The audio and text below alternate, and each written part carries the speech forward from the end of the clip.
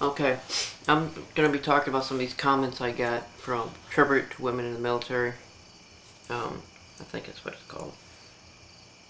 Yeah, Tribute to Women in the Military. First comment I want to talk about is Touchytone 30. Um, a daughter, wife, mother, and a disabled Gulf War veteran. Um, that's who I made this video for. Not for these other people to bicker about, but for the women who have been overlooked in the military.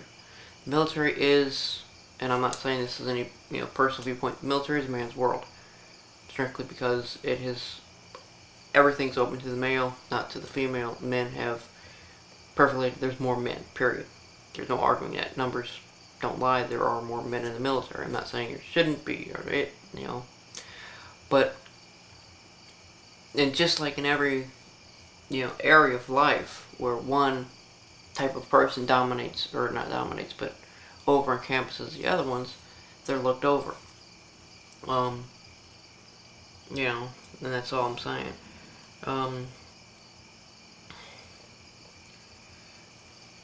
Kiko Maizona.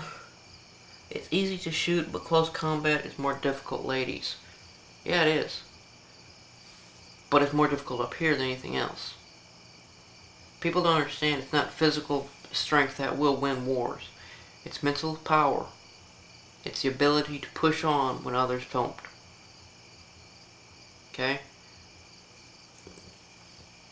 I'm just wondering how many of these people on making comments on here have actually served.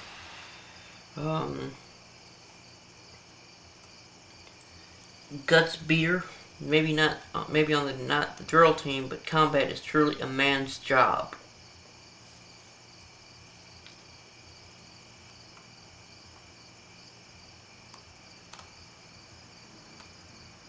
I don't get this stuff.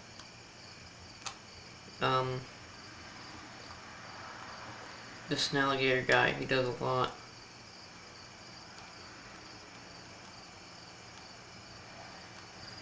This drunken mime, mother serving in Iraq.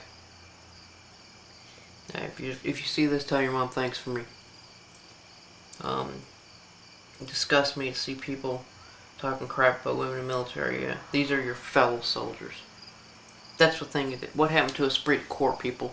If you're making these comments about women are so bad and you're in the military, you're a disgrace.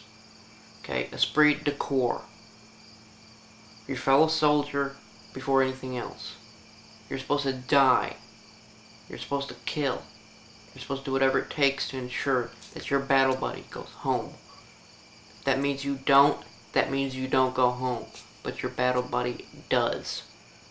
My drill sergeant instilled in us a very simple phrase. It's very true. We all wear green, we all bleed red. Okay? Doesn't matter if you don't like a person because of their skin color, their sex organs, their religious views, their political views, or whatever. They're your battle buddy. They are your soldier, your warrior friend. They are your brother. They are your sister. You treat them as such.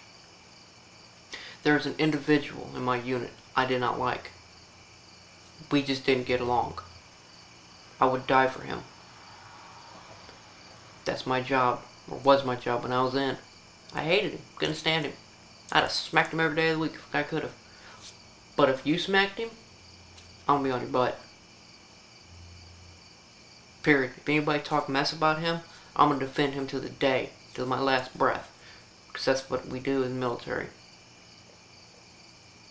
How are we supposed to protect the civilian masses when we're bickering amongst ourselves? Divide and conquer is one of the tactics of military, and that's exactly what this is doing. It's weakening the overall structure of the strength of the military. I'm not going to start with her, she's a woman. Well, that's just one less person you got next to you. So that's twice the work you're going to have to do. That's it.